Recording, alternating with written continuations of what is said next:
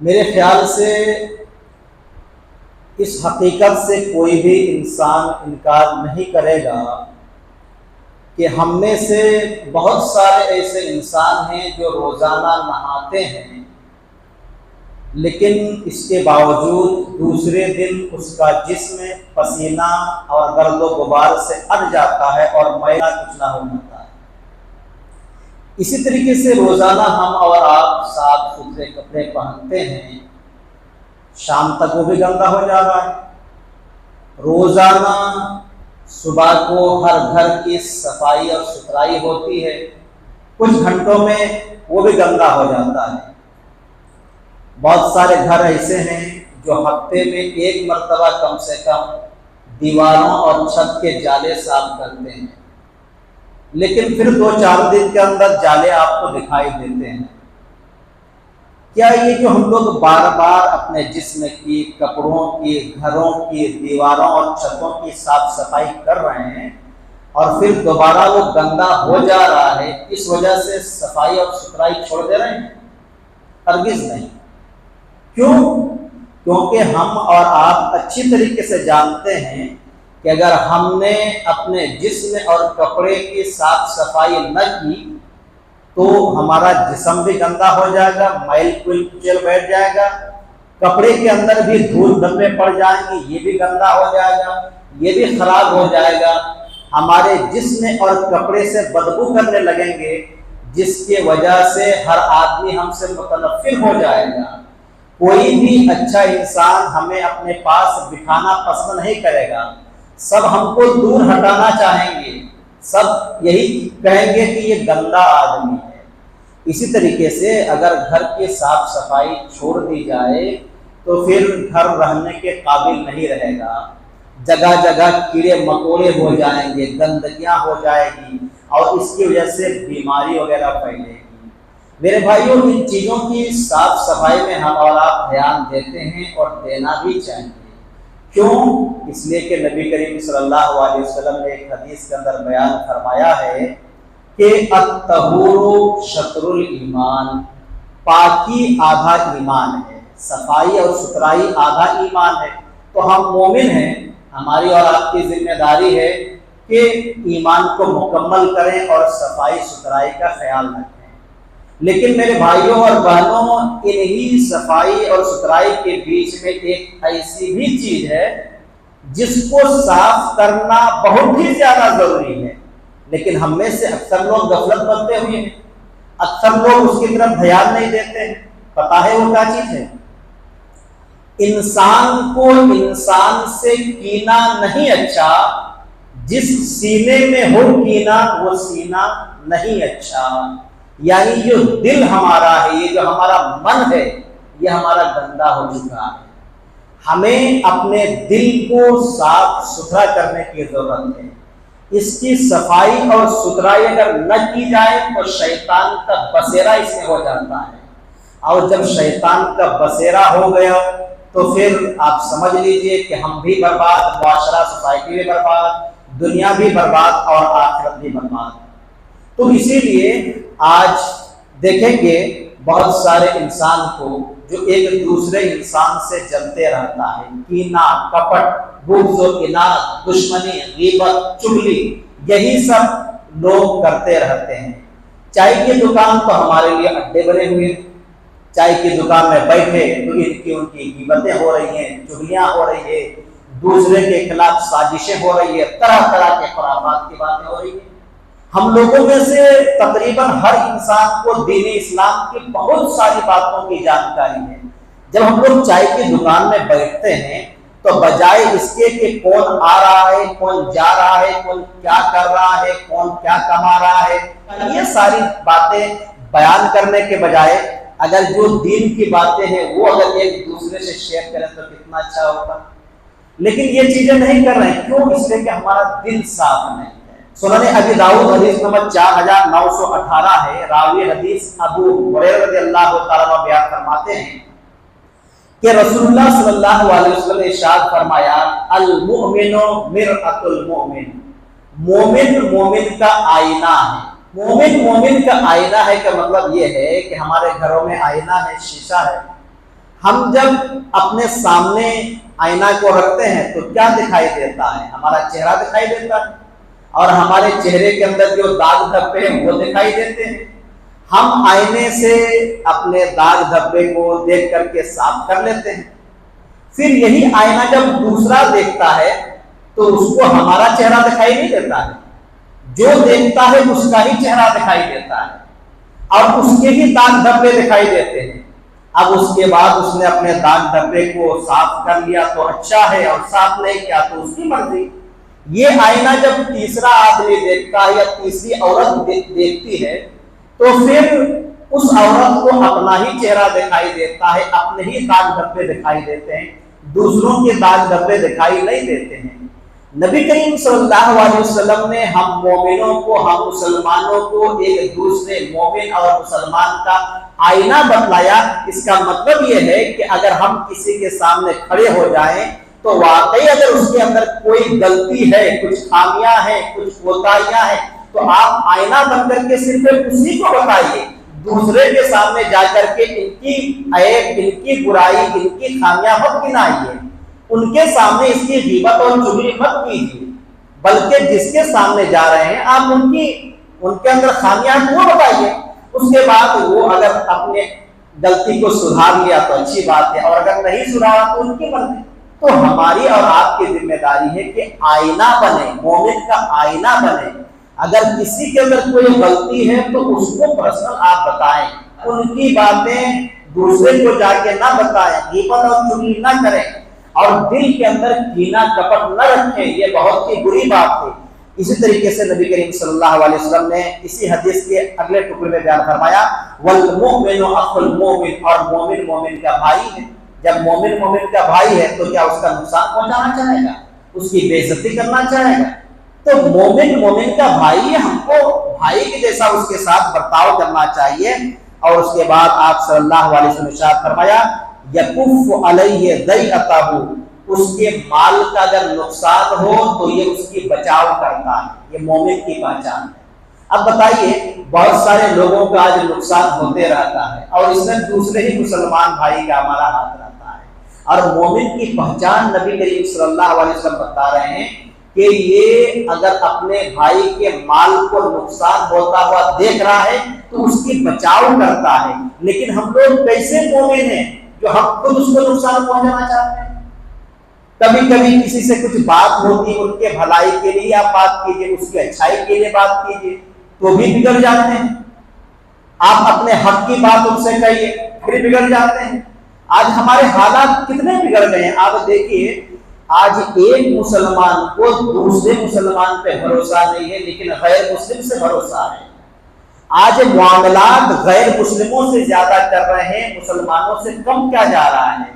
جبکہ صحابہ کرام کے زمانے میں ایسا تھا کہ کوئی ایک اجنبی مسلمان بھی آ کے کوئی بات کرتا تھا تو دوسرے مسلمان کو اس پر بھروسہ ہو جاتا تھا، کیونکہ اس کو پتا تھا کہ ایک پکا سچا مسلمان وہ ایماندار ہوتا ہے، وہ بھروسے مند ہوتا ہے، دل کے اندر اس کی صفائی ہوتی ہے، اس کے اندر کینہ کپٹ نہیں رہتا، اس کے اندر بےایمانی اور شیطانی جیسی چیز نہیں رہتی ہے۔ لیکن آج سب کچھ دیکھیے، ایک دکاندار آگے والے کو ادھار دینے سے ڈرتا ہے کہ کہیں ایسا نہ ہو کہ یہ ہمارا ادھار کھا کر کے وہ ہضم کر دے گا اور پھر دوبارہ آئے گا نہیں۔ اور ایک جو گراہک ہے، کسٹمر ہے، یہ اپنے مسلمان بھائی کے دکان پہ یہ سوچ کر نہیں جاتا ہے کہ وہاں جائیں گے تو وہ بےایمانی کر لے گا، وہ ٹھگ لے گا، وہ سامان کا زیادہ قیمت لے گا، یا تو پھر ناپ تول کے اندر کمی کرے گا۔ کیوں ایسا ہو رہا ہے؟ دل کے اندر صفائی ہماری نہیں ہے، دل کے اندر ایک دوسرے کے لیے کینہ کپٹ بھرا ہوا ہے، ہمارے اندر سے ایمانداری ختم ہو چکی ہے۔ تو میرے بھائیوں، ہمیں چاہیے کہ ایمانداری کا ثبوت دیں، اپنے دل کو صاف کریں۔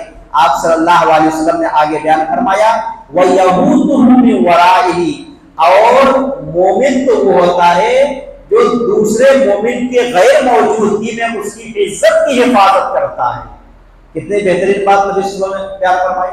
مومن مومن کا آئینہ ہے، مومن مومن کا بھائی ہے، اس کے مال کا اگر نقصان ہو تو اس کی بچاؤ کرتا ہے، اس کی غیر موجودگی میں اس کی عزت کی حفاظت کرتا ہے۔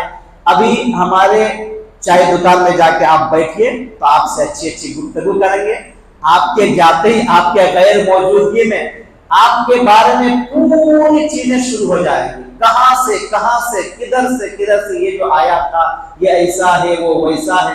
تو غیر موجودگی میں عزت کی حفاظت کرنے کے لیے کہا گیا ہے۔ اگر واقعی کسی کے اندر کوئی خامی ہے، کوئی برائی ہے، تو اس کو دور کرنے کی کوشش کرنی چاہیے، اس کی اصلاح کرنے کی کوشش کرنی چاہیے، نہ کہ اس کی عزت کو سر عام نیلام کرنی چاہیے، لوگوں کو بتاتے پھرنی چاہیے۔ تو نبی کریم صلی اللہ علیہ وسلم بیان فرماتے ہیں غیر موجودگی میں اس کی عزت کرنی چاہیے، اس کی عزت کی حفاظت کرنی چاہیے۔ تو ہمارے اور آپ کا شیوا اور طریقہ یہ ہونا چاہیے کہ اگر کسی کی غیر موجودگی میں اگر کوئی اس کی برائی کر رہا ہے تو ہم فوراً اس کی دفاع کریں، ہم ان سے یہ کہیں آگے والے سے کہ بھائی وہ فلاں آدمی موجود نہیں ہے نا، آپ اس کے بارے میں یہ بات کیوں اٹھا رہے ہیں؟ اگر واقعی یہ خامی یہ برائی اس کے اندر ہے تو جا کر کے ان کو سامنے کہیں۔ لیکن مسئلہ یہی ہے کہ سامنے کہنے سے ڈرتے ہیں اور پیٹھ پیچھے پوری کتاب کھول کر کے رکھ دیتے ہیں، تو یہ اچھی بات نہیں ہے۔ ہمیں چاہیے کہ اپنے دل کی صاف صفائی کر لیں۔ اس طریقے سے صحیح مسلم کی 2 حدیثیں اختصار کے ساتھ بیان کرتا ہوں، ایک ہی مفہوم کی ہے۔ صحیح مسلم حدیث نمبر 6542 اور 6543 ہے، ملتی جلتی حدیث ہے۔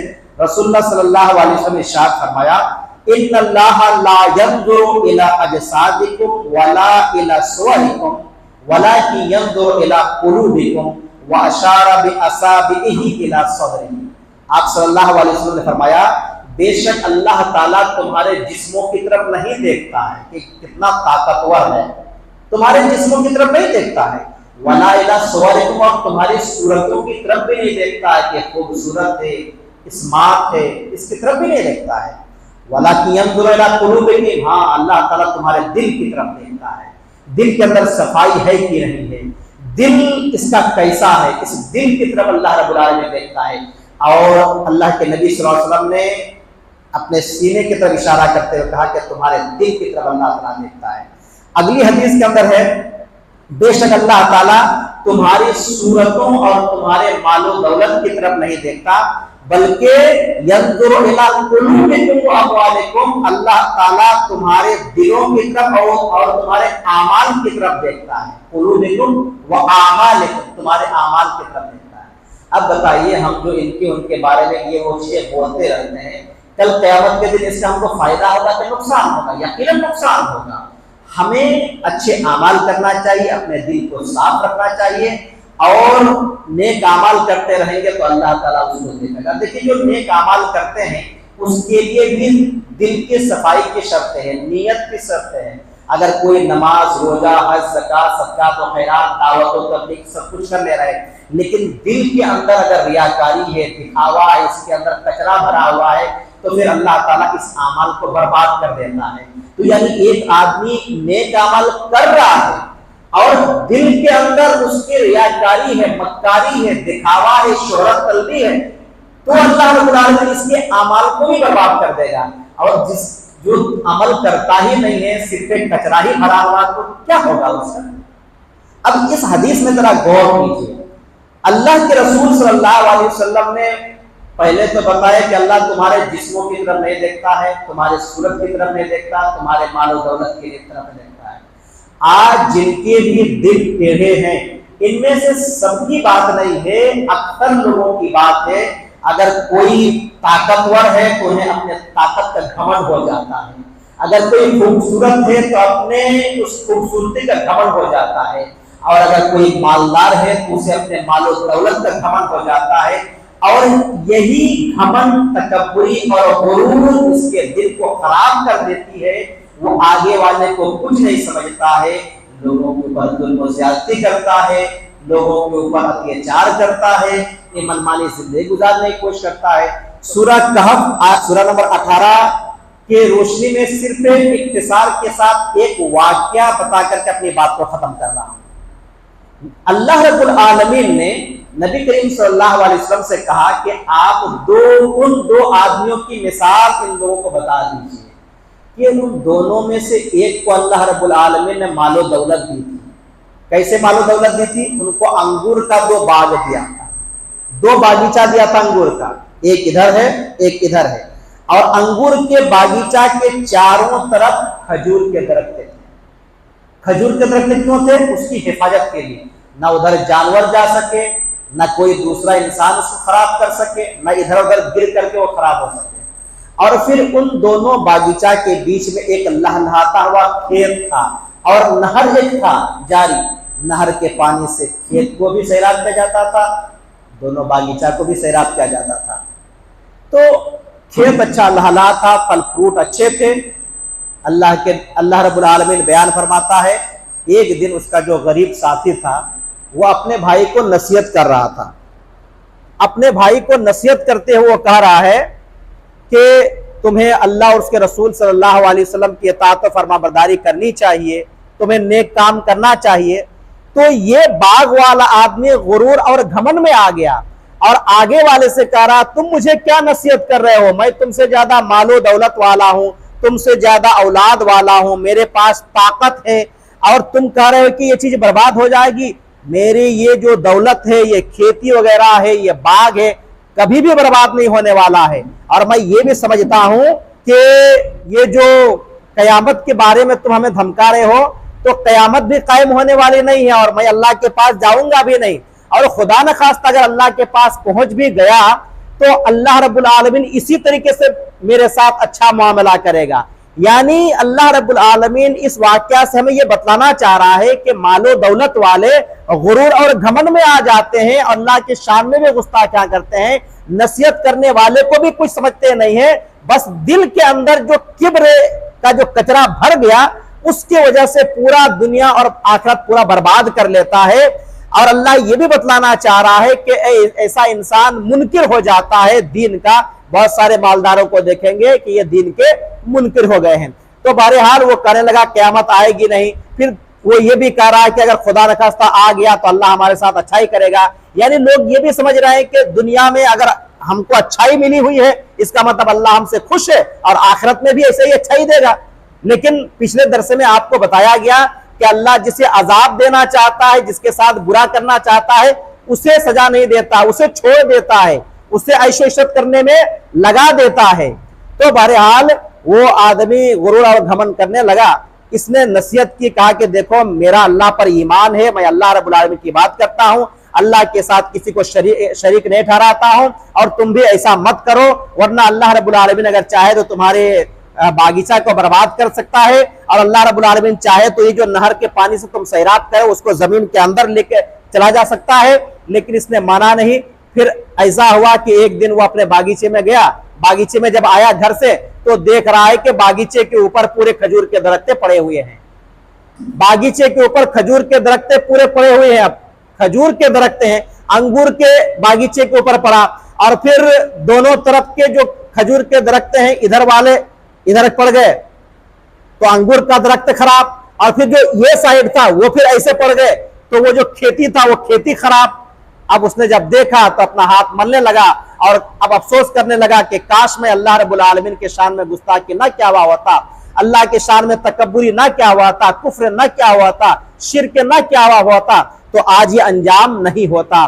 تو میرے بھائیوں, آج ہم میں سے بھی بہت سارے لوگ ہیں جو اپنے مال و دولت کی وجہ سے غرور اور گھمنڈ کرتے ہیں. کسی کو عہدہ مل جاتا ہے تو اس عہدے کی مطلب کہ ان کو غرور رہتا ہے. تو ہمیں اور آپ کو اپنے دل کی صفائی کرنے کی ضرورت ہے, اور اللہ اور اس کے رسول صلی اللہ علیہ وسلم کے ہر حال میں اطاعت و فرما برداری کرنے کی ضرورت ہے. اللہ رب العالمین نے اگر کوئی کچھ نعمت ہمیں دی ہے تو اس نعمت کا صحیح استعمال کرنے کی ضرورت ہے. اللہ کے بندوں کے ساتھ اچھے اخلاق کے ساتھ پیش آنے کی ضرورت ہے. اس دل کو سخت کے بجائے نرم کرنے کی ضرورت ہے, تبھی دنیا اور آخرت میں ہماری بھلائی ہو سکتی ہے. اللہ رب العالمین ہم تمام مسلمانوں کو جو کچھ کتاب و سنت کی روشنی میں کہا گیا اس کے مطابق عمل کرنے کے توفیق عطا فرما. آمین. السلام علیکم ورحمۃ اللہ وبرکاتہ.